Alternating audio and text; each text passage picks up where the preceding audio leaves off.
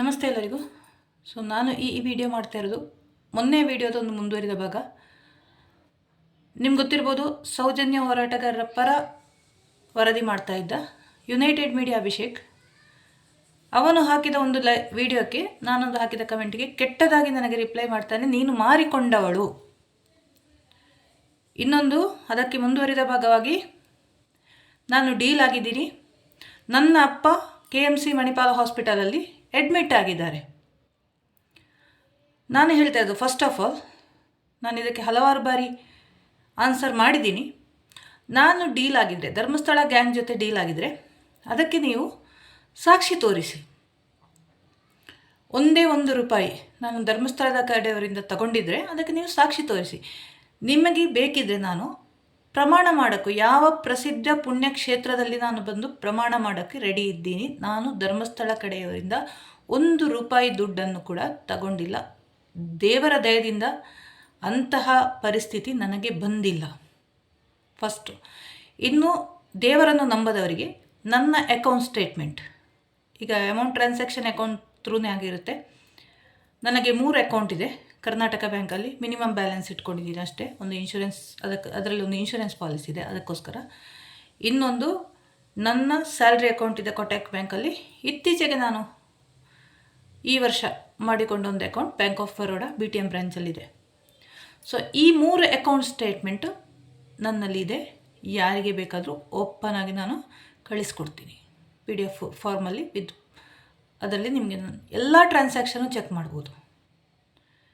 ಇನ್ನು ಮಾರಿಕೊಂಡವಳು ಅನ್ನೋದಕ್ಕೆ ನಾನು ಉತ್ತರ ಕೊಟ್ಟಿದ್ದೀನಿ. ಡೀಲ್ ಆಗಿದ್ದೀನಿ ಅನ್ನೋದಕ್ಕೆ, ಅಭಿಷೇಕ್ ಒಂದು ಹೆಣ್ಣು ಮಕ್ಕಳ ಬಗ್ಗೆ ಮಾರಿಕೊಂಡವಳು ಅಂದಾಗ ನನಗೆ ಸಡನ್ನಾಗಿ ಬೇರೆ ರೀತಿಯಲ್ಲಿ ಅದು ಅರ್ಥ ಆಯಿತು. ನೀನು educated, I think you are engineering ಪದವಿ ಪಡೆದವನು, ಕೆಲಸ ಮಾಡೋಕ್ಕೆ ಸಂಕಟ ಆಗಿ ಯೂಟ್ಯೂಬಲ್ಲಿ ದುಡ್ಡು ಮಾಡೋಕ್ಕೆ ಬಂದವನು. ನಿನ್ನ ಅಪ್ಪ ಮನೆಗೂ ಅದು ಇಷ್ಟ ಇಲ್ಲ, ಆದರೂ ನೀನು ಬಂದಿದ್ದಿ. ಬಿಡು, ಅದು ನಿನ್ನ ವೈಯಕ್ತಿಕ ವಿಚಾರ. ಮಾರಿಕೊಂಡವಳು ಅಂದಾಗ ಒಂದು ಹೆಣ್ಣನ್ನು ತುಂಬ ಆಲೋಚನೆ ಮಾಡಬೇಕು. ನಾನು ನೀವು ಹೇಳಿದೆ, ನಿನ್ನ ಅಮ್ಮನಿಗೆ ಕೇಳು ಅಂದೆ. ನಾನು ನಿಜವಾಗಿ ನನಗೆ ಯಾರದು ಅಪ್ಪ ಅಮ್ಮನ ಬೈಯೋ ಉದ್ದೇಶ ಇರಲಿಲ್ಲ. ಬಟ್ ಆತ ಬಳಸಿದ ಆ ಪದಕ್ಕೆ ಬೇರೆ ಅರ್ಥ ಇದೆ. ಮತ್ತೆ ಗೊತ್ತಾಯಿತು ಅದು ಡೀಲ್ ಆದವಳು ಎಂಬ ರೀತಿಯಲ್ಲಿ. ಮತ್ತು ನನ್ನ ಅಪ್ಪ KMC ಹಾಸ್ಪಿಟಲಲ್ಲಿ ಅಡ್ಮಿಟ್ ಆಗಿದ್ದಾರೆ. ಮಿಸ್ಟರ್ ಅಭಿಷೇಕ್, ನನ್ನ ಅಪ್ಪ ತೀರ್ಕೊಂಡು 15 ವರ್ಷ ಆಯಿತು. ಮೊನ್ನೆ ಅಷ್ಟೇ ಅವರ 15ನೇ ವರ್ಷದ ತಿಥಿ ಕೂಡ ಮುಗಿಸಿದ್ವಿ. ನನಗಿರೋದು ಒಂದೇ ಅಪ್ಪ. ಸೊ ನನ್ನ ಅಪ್ಪ ಇನ್ನು ಮತ್ತೊಮ್ಮೆ ಸಾಯೋಕೆ ಇಲ್ಲ. ಅವರು ದೇವರ ದಯದಿಂದ ನೆಮ್ಮದಿಯಾಗಿದ್ದಾರೆ. ನನಗನ್ನಿಸ್ತಾ ಇದೆ ಅವರ ಹಿಂದಿನ ಒಂದು ಶಕ್ತಿ ನನ್ನನ್ನು ಯಾವತ್ತೂ ಕಾಯ್ತಾ ಇದೆ. ಇದು ನಿನ್ನ ಇನ್ಫಾರ್ಮೇಷನ್ಗೆ. ನೀನು ಕಾಮಾಂಧರ ಕಡೆಯವಳು, ಯಾವ ಕಾಮಾಂಧರ ಕಡೆಯಲ್ಲೂ ನಾನಿಲ್ಲ. ಇನ್ನೊಮ್ಮೆ ನಾನು ಅದನ್ನು ಸ್ಪಷ್ಟೀಕರಣ ನೀಡ್ತೀನಿ. ಇಡೀ ತಿಮ್ರೋಡಿ ಗ್ಯಾಂಗಿನವರು ನನ್ನ ಅಗೇನ್ಸ್ಟ್ ನಿಂತಾಗ ನಾನು ಯಾಕೆ ತಿಮ್ರೋಡಿ ಟೀಮಿಂದ ಹೊರಗೆ ಬಂದಿದ್ದು ಅಂತಲೂ ನಿಮ್ಗೆ ಗೊತ್ತು. ಒಬ್ಬ ಪ್ರಶಾಂತ್ PRS ಎಂಬ ಯೂಟ್ಯೂಬರ್ನಿಂದಾಗಿ ಆತ ನನಗೆ ಮಾಡಿದ ಮೋಸ ದುಡ್ಡಿನ ವಿಚಾರದಲ್ಲಿ. ಸೌಜನ್ಯನ ಹೆಸರು ಹೇಳಿಕೊಂಡು ಸೌಜನ್ಯ ಹೆಸರಲ್ಲಿ ಕೇಸ್ ಆಗಿದೆ ಅಂತ ನನ್ನ ಕಡೆಯಿಂದ 15,000 ಪ್ಲಸ್ ಅವ್ರದ್ದು ಅಪ್ ಆ್ಯಂಡ್ ಡೌನ್ ಖರ್ಚು, ಬೆಂಗಳೂರಿಗೆ ಕೋರ್ಟಿಗೆ ಬಂದಿದ್ದು ಖರ್ಚು, ಅಪ್ಪ ಮಗಳದ್ದು ₹21,000 ನನ್ನ ಕಡೆಯಿಂದ ಹೋಗಿದೆ. ಅದನ್ನು ಅದು ಸಾಲಾಗಿ ಕೊಟ್ಟಿದ್ದು. ನಾನು ಹೇಳಿದ್ದೆ, ಪ್ರಶಾಂತ್ ಅವರೇ, ನನ್ನ ಕೇಸ್ ಮುಂದೆ ಹೋಗಿದೆ ಇನ್ಸ್ಟಾಲ್ ಜಯಂತಿ ಏಪ್ರಿಲಲ್ಲಿ. ಸೊ ಆ ಟೈಮ್ನಲ್ಲಿ ನನಗೆ ದುಡ್ಡು ಬೇಕಾಗುತ್ತೆ, ಅದಕ್ಕೆ ಅಂತ ನಾನು ತುಂಬ ಸ್ವಲ್ಪ ದುಡ್ಡು ತೆಗೆದಿಟ್ಟಿದ್ದೆ ಕೇಸಿಗೆ ಅಂತ. ನಿಮ್ಗೆ ಗೊತ್ತಿರ್ಬೋದು, ಸೌಜನ್ಯ ಹೋರಾಟದಲ್ಲಿ ನಮಗೆ ಕೇಸ್ ಆಗೋಕೆ ಒಬ್ಬರು ನಮಗೆ ಸಹಾಯಕ್ಕೆ ಬಂದಿಲ್ಲ. ದುಡ್ಡಿನ ಸಹಾಯ ಬೇಡ ನಮಗೆ, ಒಂದು ಅಡ್ವೊಕೇಟನ್ನು ಕೂಡ ಕೊಟ್ಟು ಸಹಾಯ ಮಾಡೋಕ್ಕೆ ಯಾರೂ ಮುಂದೆ ಬಂದಿಲ್ಲ. ಇದೇ ಸಂತೋಷ್ ರಾವನ್ನು ಬಿಡಿಸಿಕೊಂಡ ಮೋಹಿತ್ ಸರ್ ಕಡೆ ನಾನು ಸೈನ್ ಹಾಕಿದ ಒಂದು ವಕಾಲತ್ತಿದೆ ಕಬ್ಬನ್ ಪಾರ್ಕ್ ಸ್ಟೇಷನ್ದು. ಇದುವರೆಗೆ ಅದು ಕೋರ್ಟಿಗೆ ಹೋಗಿಲ್ಲ. ನಾನು ಮೋಹಿತ್ ಸರನ್ನು ಬ್ಲೇಮ್ ಮಾಡಲ್ಲ, ಯಾಕಂದರೆ ಮಹೇಶ್ ಅಣ್ಣ ಎಲ್ಲರಿಗೂ ಮೋಹಿತ್ ಸರ್ ರೆಫರೆನ್ಸ್ ಕೊಟ್ಟಿದ್ದಾರೆ. ನಿಮ್ಗೆ ಗೊತ್ತಿರ್ಬೋದು ಒಂದು ಅಡ್ವೊಕೇಟ್ ಫೀಸ್ ಎಷ್ಟಿದೆ ಅಂತ. ನಾನೀಗ ಕೆಲವೊಂದು ನನ್ನ ಕೇಸ್ಗಳನ್ನು ಹೈಕೋರ್ಟಲ್ಲಿ ಹಾಕಿದ್ದೀನಿ. ಸೊ ಆಗ ಒಬ್ಬರು ಹೈಕೋರ್ಟ್ ಅಡ್ವೊಕೇಟ್ ಫೀಸ್ ಎಷ್ಟಿದೆ ಅಂತ ನನಗೆ ಗೊತ್ತು. ಯಾವ ಅಡ್ವೊಕೇಟ್ ಕೂಡ ₹1 ಕೊಡದೆ ಇದು ಸಹಾಯ ಮಾಡಲ್ಲ ಅಂತ ಗೊತ್ತು. ನಾನು ಮೋಹಿತ್ ಸರನ್ನು ಬ್ಲೇಮ್ ಮಾಡಲ್ಲ. ಬಟ್ ಆ ವಕಾಲತ್ ಸೈನ್ ಹಾಕಿ ತಗೊಂಡು ಅದೇ ಕೇಸ್ ಇವಾಗ ಎವಿಡೆನ್ಸ್ ಸ್ಟೇಟ್ವರೆಗೆ ಬಂದಿದೆ. ಒಂದು ವೇಳೆ ನಾನು ಮೋಹಿತ್ ಸಾರನ್ನು ನಂಬಿ, ಮಹೇಶ್ ಶೆಟ್ಟಿ ತಿಮ್ರೋಡಿಯನ್ನು ನಂಬಿ ನಾನು ಬೇರೆ ಅಡ್ವೊಕೇಟನ್ನು ಮಾಡದಿರ್ತಿದ್ರೆ ಇವತ್ತು ನನಗೆ ಕೋರ್ಟಿನ ಕಾನೂನಿನ ಬಗ್ಗೆ ಹೆಚ್ಚು ಪರಿಚಯ ಇರಲಿಲ್ಲ. ಅಂಟಿಲ್ ನಾನು ಸೌಜನ್ಯ ಹೋರಾಟಕ್ಕೆ ಬರುವವರೆಗೆ ಏನಾಗ್ತಿತ್ತು ನನ್ನ ಪರಿಸ್ಥಿತಿ. ಇದೇ ಒಂದು ಡಿಫಾಮೇಷನ್ ಕೇಸಲ್ಲಿ ನನ್ನ ಮತ್ತು ಗಿರೀಶ್ ಮಟ್ಟಣ್ಣನವರ ಮೇಲೆ ನಿಶ್ಚಲ್ ಜೈನ್ ಕೇಸ್ ಹಾಕ್ತಾನೆ. 5 ಕೋಟಿದು ಮಾನನಷ್ಟ ಮೊಕದ್ದಮೆ ಕೇಸು.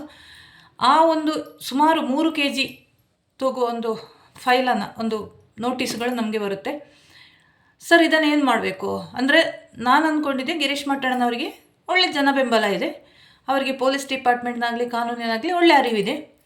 ಸೊ ನನಗಾದ ಕೇಸನ್ನು ಒಂದೇ ಅಡ್ವೊಕೇಟ್ ಮೂಲಕ ಅವರು ಮುಂದುವರಿಸ್ತಾರೆ ಅಂತ ಹೇಳುವಾಗ, ನೀವು ಓಜಸ್ವಿ ಗೌಡ ಅವರ ಕಡೆ ಕೊಡಿ ಆ ಫೈಲನ್ನು ಅಂತ ಹೇಳಿ ಧನಂಜಯ್, ನಮ್ಮ SIT ಸ್ಟಾರ್ಟಿಂಗಲ್ಲಿ ಚಿನ್ನಯ್ಯನ ಕೇಸ್ ಇಟ್ಕೊಂಡು ಬಂದ್ರಲ್ಲ, ಸುಪ್ರೀಂ ಕೋರ್ಟ್ ಅಡ್ವೊಕೇಟ್ ಧನಂಜಯ್ ಅವರ ಟೀಮ್ ಓಜಸ್ವಿ ಗೌಡರ ಕಡೆ ನಾನು ಫೈಲ್ ಕೊಟ್ಟು ಬಂದೀನಿ, ವಕಾಲತ್ಗೂ ಸೈನ್ ಹಾಕಿದ್ದೀನಿ.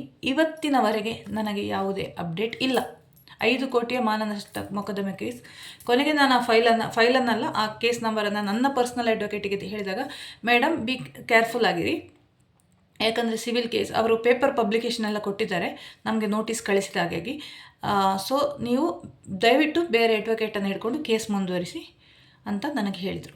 ಇತ್ತೀಚೆಗೆ ನನ್ನ ಮೇಲೆ ಸುಳ್ಳು ಕೇಸ್ ಒಂದಾಗಿದೆ. ನಾನು ಹೋರಾಟದಲ್ಲಿ ಇಲ್ಲದ ಟೈಮ್ನಲ್ಲಿ ನನಗೆ ಟೋಟಲಿ ಸರ್ಪ್ರೈಸ್. ಅದು FIR ಅಲ್ಲ, ಪರ್ಸ್ನಲಿ PCR ಮಾಡಿಸಿರೋದು ಮೂಡಿಗೆರೆಯಲ್ಲಿ. ಗಿರೀಶ್ ಮಟ್ಟಣ್ಣನವರು ನನ್ನನ್ನು A1 ಆರೋಪಿ ಮಾಡಿದ್ದಾರೆ. ಸೊ ಗಿರೀಶ್ ಮಟ್ಟಣ್ಣನವರು ನೋಟಿಸ್ ರಿಸೀವ್ ಮಾಡಿದ ಮೇಲೆ ನಾನು ನೋಟಿಸ್ ರಿಸೀವ್ ಮಾಡಿದೆ. ಆ ಹಳೆಯ ವಿಡಿಯೋದಲ್ಲಿ ನಾನು ಆ ವಿಚಾರವನ್ನು ಹೇಳಿದ್ದೀನಿ. ಅದಕ್ಕೂ ಕೂಡ ಅವರು ಬೇರೆಯೇ ಅಡ್ವೊಕೇಟ್ ಮಾಡ್ಕೊಂಡಿದ್ದಾರೆ. ಇದಕ್ಕಿಂತ ಮೊದಲು ಅದು ಆ ಕೇಸು ಜಯಂತ್ ಮೇಲೆ ಇದೆ, ಸಂಚಾರಿ ಸ್ಟುಡಿಯೋದ ಮೇಲೆ, ಗುಡ್ಲಾರಾಮ್ ಪೇಜ್, ಇನ್ನು ಯುಧಿಷ್ಠಿರ ಮಹಾಕಾಲ ಚಾನಲ್ನವರು ಸೌಜನ್ಯ ಹೋರಾಟ ಬಿಟ್ಟು ಬೇರೆ ಅಡ್ವೊಕೇಟನ್ನು ಮಾಡಿ ಅವರು ರೆಗ್ಯುಲರ್ ಆಗಿ ಅಪೇರ್ ಆಗ್ತಿದ್ದಾರೆ. ಇವರು 3 ಅಪರೂಪಕ್ಕೆ ಅಪೇರ್ ಆಗ್ತಿದ್ದಾರೆ. ಆ ಅಡ್ವೊಕೇಟ್ ನನಗೆ ಕಾಂಟ್ಯಾಕ್ಟಲ್ಲಿದ್ದಾರೆ. ಆವಾಗ ನನಗೆ ಗುಡ್ಲಾರಾಮ್ ಪೇಜ್ ಫೋನ್ ಮಾಡಿ ಕರೆದಿದ್ರು, ಜಾಮೀನಿಗೆ ಒಬ್ಬರಿದ್ದಾರೆ ನೀವು ಬರ್ತೀರಾ ಅಂತ. ಇಲ್ಲ ಇದು ಅಜಯ್, ನನ್ನ ಕಡೆ ನನಗೆ ಸಮನ್ಸ್ ಬಂದಿಲ್ಲ, ಮತ್ತೆ ನೋಡ್ಕೊಳ್ಳೋಣ ಅಂತ ಹೇಳಿದೆ. ಸೊ ಇತ್ತೀಚೆಗೆ ಸಮನ್ಸ್ ರಿಸೀವ್ ಮಾಡಿದೆ. ಅದು ವಕಾಲಕ್ಕೆ ನಾನು ಸ್ವಲ್ಪ ಒಂದು 6 ತಿಂಗಳ ಮೊದಲೇ ಕಳಿಸ್ಕೊಟ್ಟಿದ್ದೀನಿ ಅಡ್ವೊಕೇಟಿಗೆ. ಅಡ್ವೊಕೇಟ್ ಲಾಸ್ಟ್ ವೆಯ್ಟ್ ಮಾಡೋಣ ಅಂತ ಹೇಳಿದರು. ನೆಕ್ಸ್ಟ್ ಡೇಟಿಗೆ ವಕಾಲತ್ ಹಾಕ್ತಾರೆ, ಅದಕ್ಕಿಂತ ನೆಕ್ಸ್ಟ್ ಡೇಟಿಗೆ ನಾನು ಅಪೇರಾಗಿ ಜಾಮೀನು ಕೂಡ ಆಗುತ್ತೆ. ಮತ್ತು ಅದು ಹೈಕೋರ್ಟಲ್ಲಿ ಕೂಡ ಕ್ವ್ಯಾಶ್ ಆಗುತ್ತೆ, ಅದಕ್ಕೇನು ಪ್ರಾಬ್ಲಮ್ ಇಲ್ಲ, ಅದು ನಾನು ಖಂಡಿತ ಮಾಡ್ತೀನಿ. ಸೊ ಅಭಿಷೇಕಿಗೆ ನಾನು ಮತ್ತೆ ಹೇಳ್ತಾ ಇರೋದು, ಸ್ವಲ್ಪ ಅಭಿಷೇಕಿಗೆ ಮಾತ್ರ ಅಲ್ಲ, ಯಾವುದೇ ಒಬ್ಬ ಹೋರಾಟಗಾರನಾಗಲಿ ಮಾತಾಡುವಾಗ ಸ್ವಲ್ಪ ಜಾಗ್ರತೆಯಾಗಿ ಇಟ್ಕೊಂಡು ಮಾತಾಡಿ. ನಾನು ಡಿ ಗ್ಯಾಂಗನ್ನು ಕಾಂಟ್ಯಾಕ್ಟ್ ಆಗಿದ್ದರೆ ಅದು ದೀಪಕ್ ಶೆಟ್ಟಿ ಅವರನ್ನು ಕಾಂಟ್ಯಾಕ್ಟ್ ಆಗಿದ್ದು, ಅದರ ಸ್ಕ್ರೀನ್ಶಾಟ್ ಎಲ್ಲ ನಾನು ಹಾಕಿದ್ದೀನಿ. ಒಂದೇ ಒಂದು ಕಾರಣಕ್ಕಾಗಿ ನನಗೆ ಪ್ರಶಾಂತ್ ಮತ್ತು ಅವರ ಹೆಂಡತಿ ಚೈತ್ರ ಅವರ ಒಂದು ಕೇಸಿನ ವಿಚಾರ ದೀಪಕ್ ಶೆಟ್ಟಿಯವರು ತುಂಬ ಹಿಂದೆ ಪೋಸ್ಟ್ ಮಾಡಿದರು. ಸೊ ನನಗೆ ಪ್ರಶಾಂತ್ ಅವರ ಹೆಂಡತಿ ನಂಬರ್ ಬೇಕಿತ್ತು, ಅದಕ್ಕೋಸ್ಕರ ನಾನು ಕಾಂಟ್ಯಾಕ್ಟ್ ಆಗಿದ್ದೀನಿ. ಅವರು ಹೇಳಿದರು, ಇಲ್ಲ ನನ್ನ ಕಡೆ ಇಲ್ಲ, ಬೇಕಾದರೆ ನಾನು ತೆಗೆಸಿಕೊಡ್ತೀನಿ ಅಂತ. ಇನ್ನು ನಾನು ವಸಂತ್ ಗಿಳಿಯರನ್ನು ಕಾಂಟ್ಯಾಕ್ಟ್ ಆಗಿದ್ದು, ನನಗೆ ಪಕ್ಕಾ 420 ದಿನೇಶ್ ಗಾಣಿಗನ ಚರಿತ್ರೆ ಬೇಕಿತ್ತು. ಅದು ಶ್ವೇತಾ ಪೂಜಾರಿಯವರ ಮೂಲಕ ನನಗೆ ತಿಳಿಯಿತು.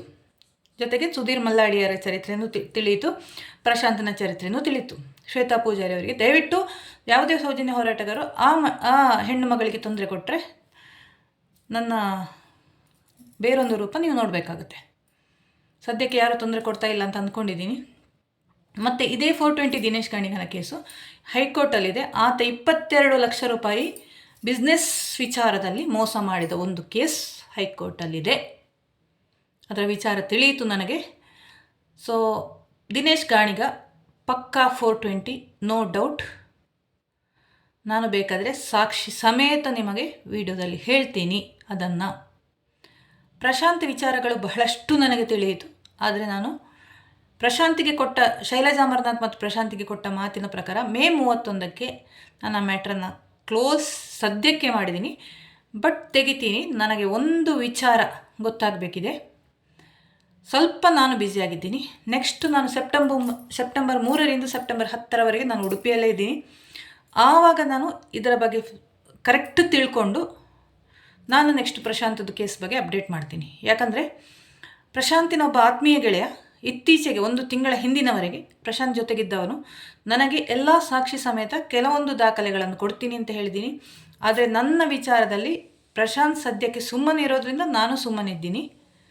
ಶೈಲಜಾ ಅಮರ್ನಾಥ್ ಅವರಿಗೆ ಕೊಟ್ಟ ಮಾತಿನ ಪ್ರಕಾರ ಒಂದು ವೇಳೆ ಈ ಬಿಲ್ ಅವರು ನನ್ನ ಮೇಲೆ ಮಾಡಿದ ಕೇಸಿನ ಹಿಂದೆ ಪ್ರಶಾಂತ್ ಅವರ ಕೈವಾಡ ಇದ್ದರೆ ಆ ಎಲ್ಲ ದಾಖಲೆಗಳನ್ನು ನಾನು ಯೂಟ್ಯೂಬಲ್ಲಿ ಬಿಡುಗಡೆ ಮಾಡ್ತೀನಿ. ನೆಕ್ಸ್ಟು ನನಗೆ ಬರುವ ಕೆಟ್ಟ ಕಮೆಂಟ್ಗಳು, ಇದಕ್ಕೆ ಹಲವಾರು ಬಾರಿ ಉತ್ತರ ಕೊಟ್ಟಿದ್ದೀನಿ. I am list bothered about that. ಕೆಟ್ಟ ಕಮೆಂಟ್ಗಳು ಹಾಕುವವರ ಮನಸ್ಥಿತಿ ಅದನ್ನು ತೋರಿಸ್ತದೆ ಬಿಟ್ಟರೆ ನಾನು ಅದಕ್ಕೆ ರಿಪ್ಲೈ ಕೊಡೋಕ್ಕೆ ಹೋಗಲ್ಲ. ಅಗತ್ಯ ಇಲ್ಲದ ಕಮೆಂಟ್ಗಳನ್ನು ಡಿಲೀಟ್ ಮಾಡಿ ಬಿಸಾಕ್ತೀನಿ. ಅಗತ್ಯ ಇಲ್ಲದವರನ್ನ ಯೂಟ್ಯೂಬಿಂದಲೇ ರಿಮೂವ್ ಮಾಡ್ತೀನಿ. ನನಗೆ ಅಗತ್ಯ ಇಲ್ಲ ಅವರು. ಇನ್ನು ನನ್ನ ದ್ವೇಷ ಹೋರಾಟದ ವಿರುದ್ಧ ಅಲ್ಲ, ಹೋರಾಟಗಾರರ ವಿರುದ್ಧ, ಇನ್ಕ್ಲೂಡಿಂಗ್ ಮಹೇಶ್ ಶೆಟ್ಟಿ ತಿಮರೋಡಿ, ಗಿರೀಶ್ ಮಟ್ಟಣ್ಣನವರ್, ಜಯಂತ್, ಎಲ್ಲರೂ ಕೂಡ ನನಗೆ ಉಲ್ಟಾ ಹೊಡೆದಿದ್ರು ಆ ಟೈಮ್ನಲ್ಲಿ. ಪ್ರಶಾಂತನ್ನೇ ಎಲ್ಲರೂ ನಂಬಿದ್ರು ಬಿಟ್ಟರೆ ನನ್ನನ್ನು ಯಾರನ್ನೂ ನಂಬಿಲ್ಲ. ಅಗತ್ಯನೂ ಇಲ್ಲ, ನನಗೆ ಪ್ರೂವ್ ಮಾಡೋಕ್ಕೆ ಹೋಗೋದು ಇಲ್ಲ. ಸೊ ಇದೆರಡು ವಿಚಾರ. ಒಂದು, ನಾನು ಡೀಲ್ ಆಗಿದ್ದೀನಿ ವಿಚಾರಕ್ಕೆ. ನಿಮಗೆ ಬೇಕಾದರೆ ಯಾವುದಾದ್ರೂ ದೇವಸ್ಥಾನಕ್ಕೆ ಬಂದು ನಾನು ಹಣೆ ಪ್ರಮಾಣ ಮಾಡಲಿಕ್ಕೆ ನಡೆದಿದ್ದೀನಿ, ಅಲ್ಲಂದರೆ ರೆಕಾರ್ಡಿಕಲಿ ನನ್ನ ಬ್ಯಾಂಕ್ ಅಕೌಂಟ್ ಖಾತೆಗಳ ಸ್ಟೇಟ್ಮೆಂಟ್ಗಳನ್ನು ನಾನು ಕೊಡೋಕ್ಕೆ ರೆಡಿ ಇದ್ದೀನಿ.